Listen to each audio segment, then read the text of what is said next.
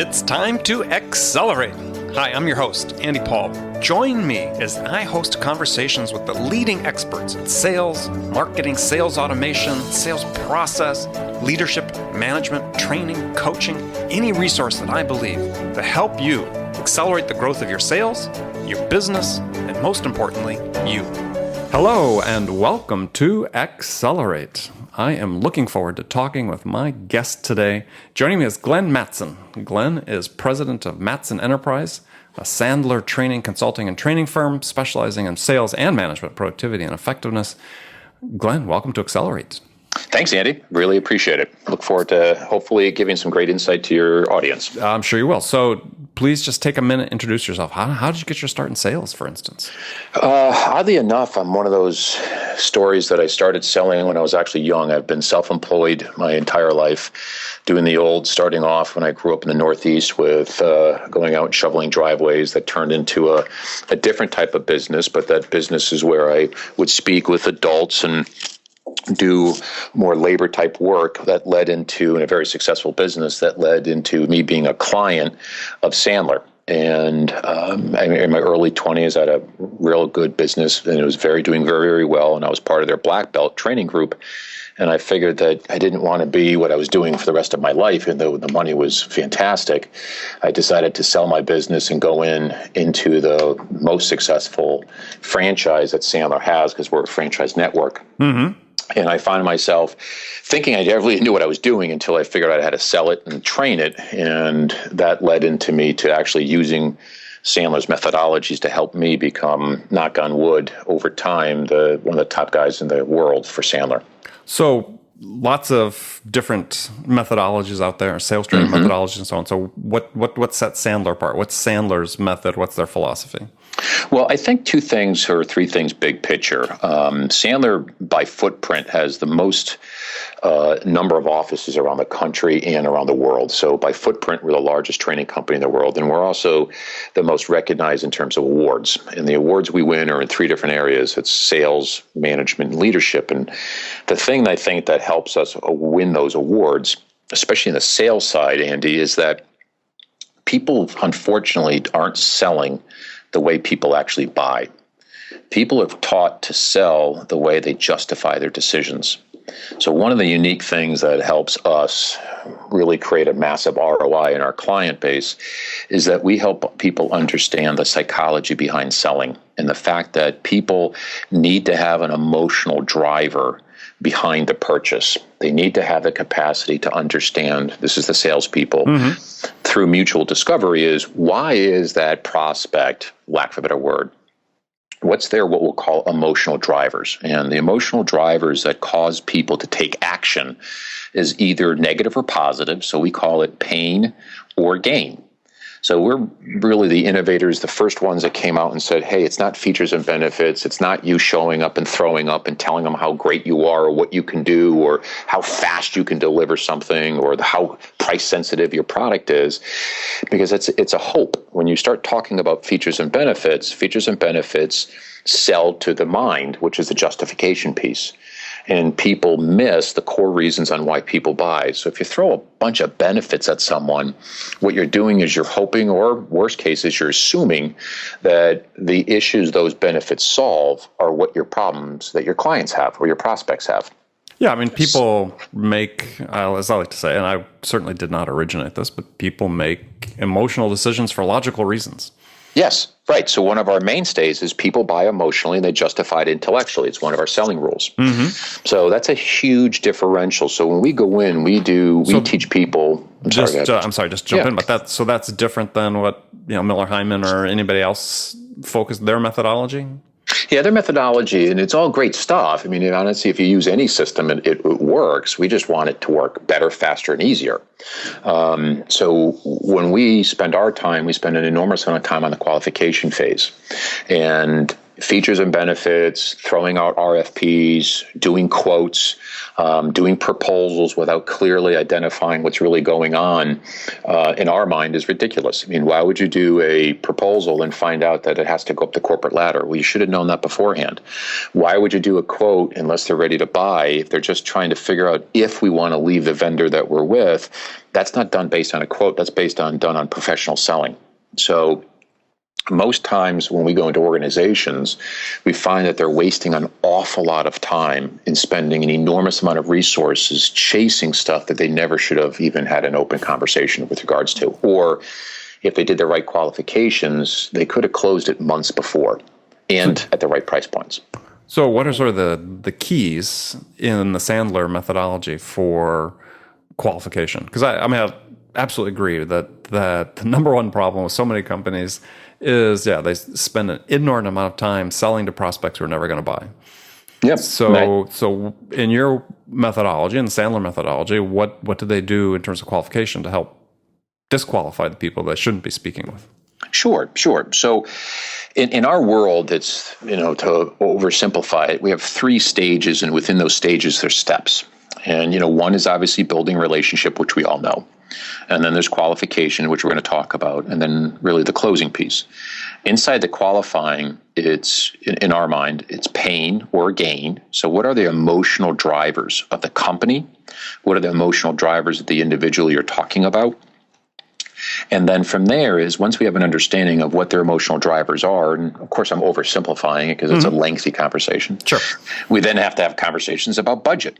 And it's the willingness to invest to fix the pain. Do they have the ability to do so? And if so, what kind of impact will it have on their business or their market share or on their budgets, internal budgets? And then the third piece we look at is really decision making. And how do they make decisions inside that company to see if it makes sense to hire us or change vendors? And decision making really is about, who's involved in it, what does it look like, when do you want to pull the trigger, how are you going to make those type of decisions? It's a cast of characters. So when you look at larger account development, that's a lot of time and energy is spent there. And where it becomes very convoluted, Andy, a little bit is, if you don't have the right training, is the pain changes based on decision makers. So, for instance, I was on the phone call before you and I started to talk, and I was talking with a middle manager, and what he was telling me his emotional drivers were and what the business drivers were. When I finally got the CEO on the telephone about an hour later, he and I were talking, they were dramatically different. Now, yes, you could turn around and say that they were losing market share and what they were doing wasn't working anymore. That was consistent. But the reason why and the impact of those things were entirely different based on the level of the individual. Sure. So if I didn't get the manager's pain on the table, he never would have introduced me to the CEO. When I talked to the CEO, what he gave me as his issues was obviously dramatically different than the manager's, just because of perception. Yeah, no, level has a lot to do with your perception. Absolutely, right? So, and then we have 2 other subsets to, once we get past decision making, which is proof of concept. And proof of concept really is, before we go and jump into the pool, why don't we put a toe in first? Let's take a look at the philosophies of the office, the tolerance of what they're expecting or looking for in a solution. So if you're looking for something I can't deliver, why would we continue through the process? So proof of concept is real important. And then lastly is getting on the same page about decision making with what we call the ultimate contract question, which is, hey, if we bring it to you and you don't like it, that's fine. We'll shake hands and part friends. No harm, no foul. And we're okay with a no. But if you love it, what are we going to do? And we want to make sure that all the parties are on the same page, so that we mutually are beneficial in terms of the relationship, and it's all mutually agreed upon. So if you and I are talking and we don't have any pain, or you don't want to share it with me, you're not really qualified. If you do have pain, but you have no ability to fund the solution, not necessarily qualified. If you have pain and you can fund it, now we have to talk about all the decision makers, what the process is, who's involved in it, all the nuances. And obviously, when you're talking about larger account selling, you have a lot of players that are involved in it. It's pretty complex versus if you're just doing mom and pop or small businesses where you're really talking to 1 or 2 people, it's much easier. Sure. So interesting. You talk about the pain and gain, and there's a whole school of thought that says that pain is really not an incentive to make investments as much as gain is. Mm-hmm. So, I mean, everything you were sort of talking about sort of focused on the pain, and maybe that's just the examples you're giving. But it seems to me that when I work with clients, and I'm not doing training like you are and so on, but when I do advising and we do deal deconstruction and so on, is understanding the gain always seems to be a more powerful motivator for ultimately making the change. Well, it's interesting. There's really four. The two motivators, pain and gain, also are within time periods, meaning that you have past and future. So you have past pain, past gains, and future gains. Now, when you say past gains, that's instant gratification, which is I want it fixed today because I want this as my outcome. I.e., most of your boat sales, motorboats and those type of things are all done the first 3 or 4 weekends that it's nice out, right? So you're out and you say, this is fantastic. I want to go get myself a boat. But when you talk to certain levels, Andy, like if you're spending time with CEOs and owners of larger companies, gain is their mindset. The gain is, if we fix this, are we going to accomplish these 3 things, which is going to elevate the company to the next level. But if you also look at where people are today, and we need to fix these 3 things so we can do the next piece, then that's pain either today or pain in tomorrow. So the actual, between the two of them, the strongest motivator we have is pain. And in the hierarchy, if you want them in the order, getting rid of pain today is by far the strongest motivator we have. Getting rid of pain for tomorrow is the second strongest. The third is instant gratification, and the hardest to sell, not necessarily motivator, but the hardest to sell is future pleasure. So your skill set has to be dramatically different to sell future gain than fixing today's pain. But people will make faster decisions, better decisions, spend more money if they have to fix problems for today versus gains for tomorrow. But it does differentiate a little bit depending on who you're talking to and their personality styles. Yeah, and it speaks a lot to the product type and so on. I mean, you may have, you say, look, we sell this pretty complete system, and if we're going to focus on immediate pain resolution, then we may just do, as you said before, as let's do a proof of concept. We're going to get our foot in the door. We're going to do something small, relatively risk-free. We're going to address this pain, but the big payoff is the gain. Yes. Because to me, and certainly my experience, I've spent many years selling multi-million-dollar type communication systems. Gain was always the driver. The ROI at the end of the day was always based on the gain as opposed to pain resolution. Yeah, and it's a fine line in that environment of, if we get the gain, here's the ROI. If we get the gain, here's a market share. If you look at it, the other flip side is, if we don't do it, we're going to lose market share, which is gain, which is the pain piece. And the gain always is your return on investment and your growth and et cetera, and market share. Yeah. But if you don't do it, what's going to happen? And that's where the pain piece comes in. So many people, when they look at gain in their mind, what they're doing is they're taking the right hand, which is your gain, you're taking the left hand, which is the pain if you don't do it, and they combine the two of them, and it becomes a hell of a motivator. Yeah, it's just the flip side of the coin. Yes. All right, yes. Good. So we understand Sandler. That's great.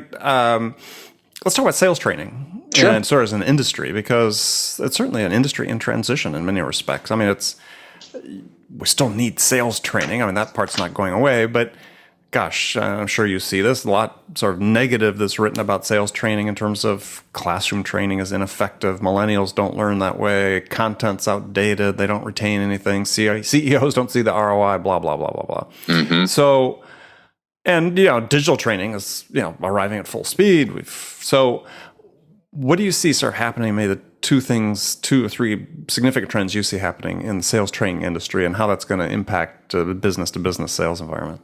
Sure. Well, one is more, I would say, on a global standpoint, is that, I believe that sales training doesn't work either, right? Which is an odd thing to say for someone who's in sales training. Most sales training, unfortunately, when you look at how we learn and how we have to develop skill sets, we need to become aware of why we're doing it. We need to have the knowledge of how to do it. And then we have to apply those two things consistently over time to develop a skill set. And where most training falls off the radar screen is the application piece. And when we look at training... Application to the real world. Yes, absolutely, right? So when we look at training, we look at it three different viewpoints. It's the tactics and strategies to be successful. And then are you doing enough of the behavior that you need to do to get in front of those type of people you need to get in front of? And then lastly is the attitude. So one of the reasons we get such a huge rate of return for our clients when they spend money is we actually teach all three. So Annie, if I start to talk to you about how to do account penetration or how to bring in new accounts, we can spend all day on the easy tactics and strategies of what to say on the telephone. But if you have a massive need for approval, fear of rejection, phone procrastination, any of those things pop up in your head, you're never going to utilize the training. So more times than not, the reason it doesn't stick is they're training the awareness and the knowledge, but they're now never really affixing what holds them back from applying it in their real world situations. So big picture, do I think most training doesn't work? Yeah, I don't think it works very well because they're not training the way people need to learn is the first thing. The other piece So how are you addressing that? Well, again, that's one of the unique differentials that make us as successful as we are, is that when we do training, if we are going to do technique training, we have to bleed it into the behavior and the attitudes. Because if I show you how to do something, you and I may have the self-esteem, we may have the confidence, we may have very little need for approval, which is fear of rejection, which is wimping out, right? You and I may be okay with our money concept, which is if the deal is $300,000, we're great at it, but all of a sudden it's $3 million, and we're literally having a conniptic fit inside. We're stressed out. We're afraid to lose a deal we don't even have yet. So all of a sudden we don't use the tactics and strategies. So it's not a bad training program, but unfortunately they're not trained the right way. And training doesn't work unless you change people. And that's where really the attitudinal piece requires reinforcement. Yes. So if you said to us what is the three drivers that make Sandler successful, it would be the pain, right? We teach people to sell the way they buy. We also come in and fix the broken records or the attitudinal piece. And then lastly is we're really one of the only, and surely the first one, to do reinforcement training. So we don't come in for a day and just train you and leave. It's not going to work. So people have to go out, try it, and come back, learn from it, get beaten up a little bit, go back out again, get reinforced, come back in again. So reinforcement training by far is significantly a better rate of return. But if you add all three of them together, it's great.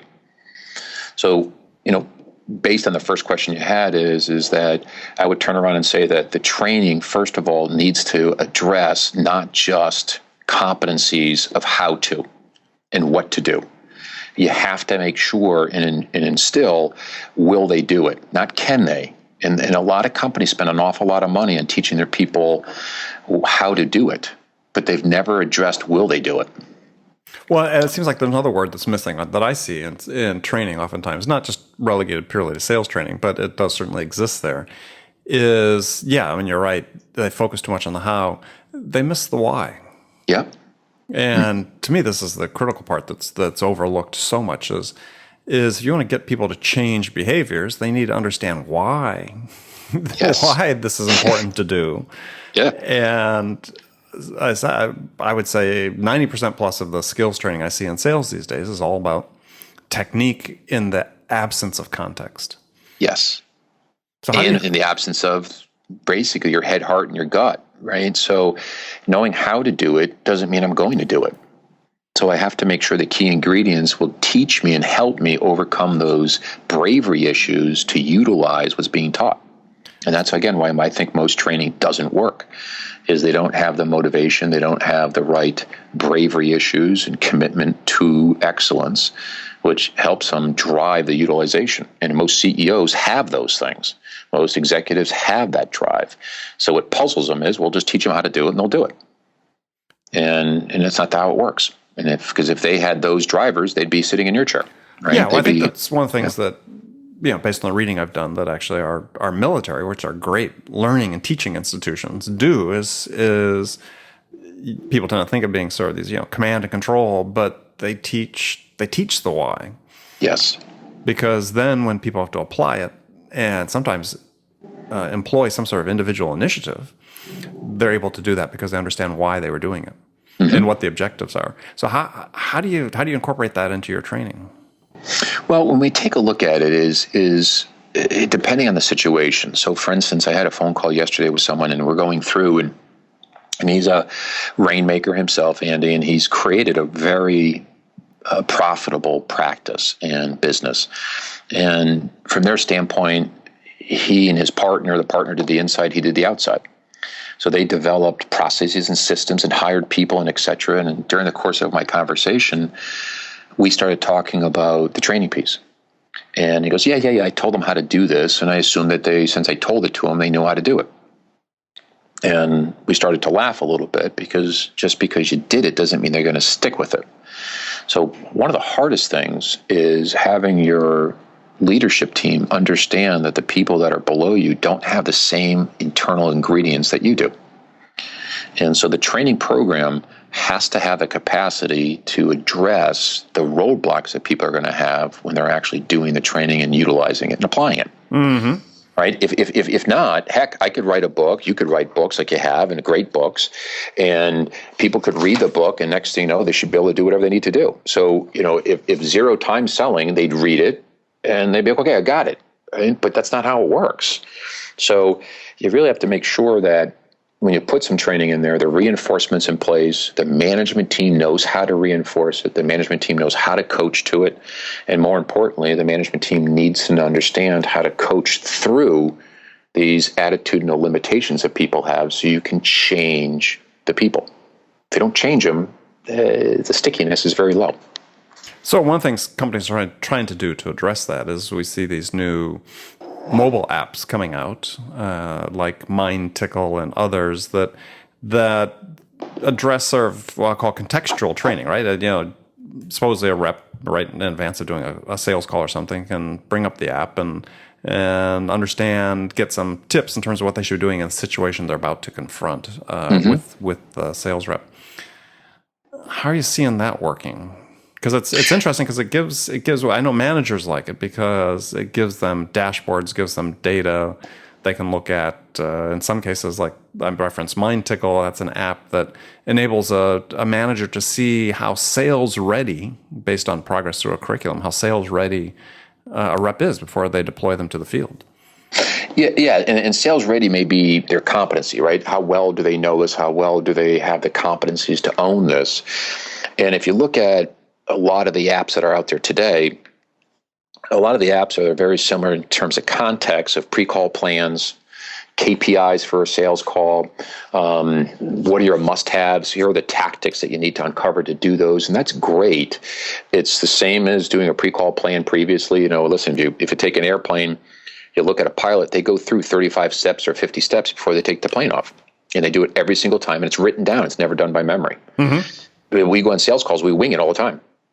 So when we take a look at a pre-call plan, it's a great idea. Paper, app, right? It's just the same mindset. It's just done in higher tech, from a technology standpoint.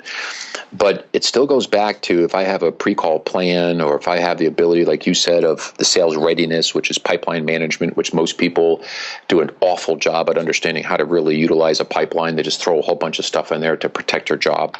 Well, the sales readiness, in fairness, is a little bit different. Sales readiness is the individual, not the prospect, is the individual ready to sell. Right? Yes, their competencies. The competency, right, yeah. Yep, so it's a report card in essence, and their ability to ready to get out in the field. Exactly. Right? So, which is great. And there's a lot of apps out there in terms of ones that will record the actual sales calls, and you can pivot and push certain buttons to know when you did a certain move, so the manager can come back and really see it in Memorex versus being there. I mean, there's great technology out there that help with the reinforcement. But going back to the core issue is unfortunately, most managers, when they see someone not knowing what to do, they automatically go to, this is how you do it, which is the knowledge. The problem is it's not a knowledge problem. The individual chose not to utilize that skill in that situation because they were afraid.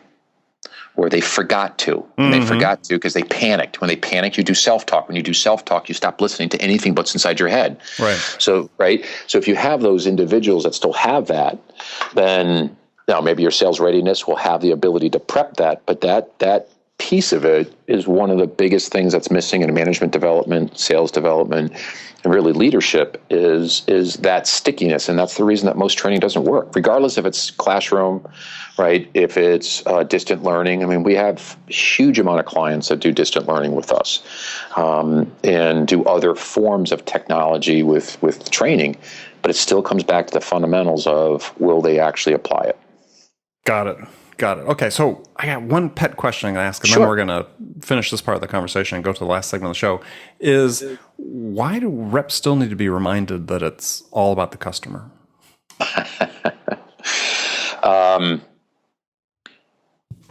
It's interesting. So Sandler has a rule called being eye-centered. And if you look at a salesperson's developmental framework, and in my world, the third phase is that they're a high-end producer. And a high-end producer, to get there, has insulated themselves from fear of rejection and all those other things by really putting themselves almost like a castle right there in the middle of it, and you have a moat around yourself, and the moat is being eye-centered. And that means that you've been down this road a lot. You've seen the same stuff. Why am I going to have to qualify someone? I already know what the problems are. I already know what the solutions are, so let me just tell it to them. And again, it's being eye-centered, right? So, Andy, I'm going to turn around and say, well, let me tell you what you should do, or let me tell you what's happening. And they also start to turn around and say, especially if they've been successful, is what are you doing for me? And that's more towards the company, right? I have value here. What are you doing for me? And their mindset is the world revolves around them. They're the sun, they're their epicenter, right? That eye-centeredness is what's the beginning that unfortunately that got them to be successful, but it's also the major roadblock that holds them back from getting to the next level, right? Which is really the ultimate salesperson. Exactly. And you're right. It's 70% of all your interviews or all your sales calls should be listening, not talking. Yeah, it's funny. I would think after all these years of sales, that should start being sort of like in the DNA of people that we hire, that they should understand that. But anyway, that's what keeps people like you employed. So we move down to the last segment of the show where I've got standard questions I ask all my guests. And in the first question, that's a really hypothetical scenario. And in the scenario, you, Glenn, have just been hired as a VP of sales at a company whose sales have stalled out, and the CEO, the board, they're anxious to get sales back on track. And, we know Rome wasn't built in a day, sales doesn't turn around in a day, but you're in charge. And what 2 steps could you take your first week on the job that could have the biggest impact? Well, I think the first 2 steps is investigating what you did successfully and what's changed in the marketplace. So if they were successful, either the market, yourself, the product, something's happened that changed it. So the first really is investigative work. And the 2 places that I would investigate would be people and process. And when you take a look at the people, there's obviously an awful lot there, Andy, to take a look at. With process, it's also inside process is your sales process, your follow-up, your marketing, your onboarding of clients. There's a litany of other areas within process. But most problems I've ever had to uncover is historically in one of those 2 areas, either on why they're not being as successful as they should be, or how come we were knocking the cover off the ball and now we're not. And usually those 2 areas are the areas that I'm focusing on first. How did we lose the recipe? People think they're smarter than they are. Well, not, but I think that's when I work with clients in advisory roles. That is oftentimes the problem. I focus on companies that are sort of $100 million and less that I work with. CEOs bring me in. And it's like, yeah, we were doing great, but it's just like, I don't know what happened. Yep. And yeah, they've lost the recipe. They've stopped the focus on the fundamentals they need to have to really just sort of execute. So good answer. Okay, so now I got some rapid fire questions. So you can give me one-word answers or elaborate if you wish. The first one is, when you, Glenn, are out selling your services, what's your most powerful sales attribute? Be 2 things: my ears and my ability to ask the right questions. Excellent. Who's your sales role model? I would probably turn around and say the mentor that started the business would be David Sandler. So other than a Sandler book, what's one book that every salesperson should read? Scripts People Live By. Who's it written by? It is written by Claudia Steiner, which is a person that worked with Eric Berne. I think one of the things that most people miss is understanding human dynamics, understanding people when they sell, and that's one of the most important pieces of a salesman's attributes is understanding people. And I think the Script Spiel Live By is probably one of the best books that's an operational manual on human beings. Excellent. Okay. And last question for you is, what music's on your playlist? I'm an old school rock and roll guy, so I'm this late 60s, 70s, 80s kind of guy with rock and roll. So, give me an example. Everything from Skinner to AC/DC to Led Zeppelin to, All right. Yep. Just wanted to hear that AC/DC. That's still on the top of the list of, over 250 answers we've had so far. That's still the most popular. Yeah. So good. Well, Glenn, I want to thank you for being on the show. It's been great. Tell folks how they can find out more about you. You got it. Appreciate it, Andy. If you want to have more information about what we do and how we help companies achieve at least a 30 to 50% rate of increase of at least an ROI, the two different areas you can try us at is one is the website, which is www.mattson, which is spelled MATTSON .Sandler, SANDLER.com. Or obviously you can call our office directly anytime you want to.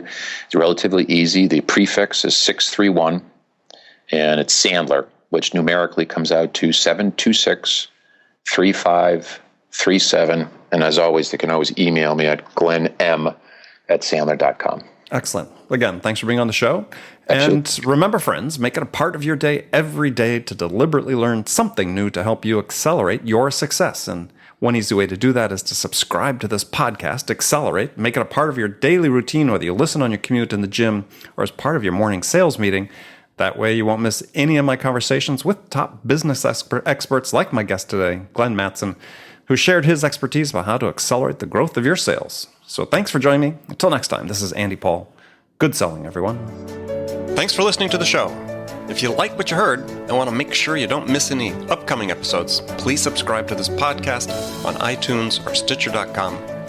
For more information about today's guest, visit my website at andypaul.com.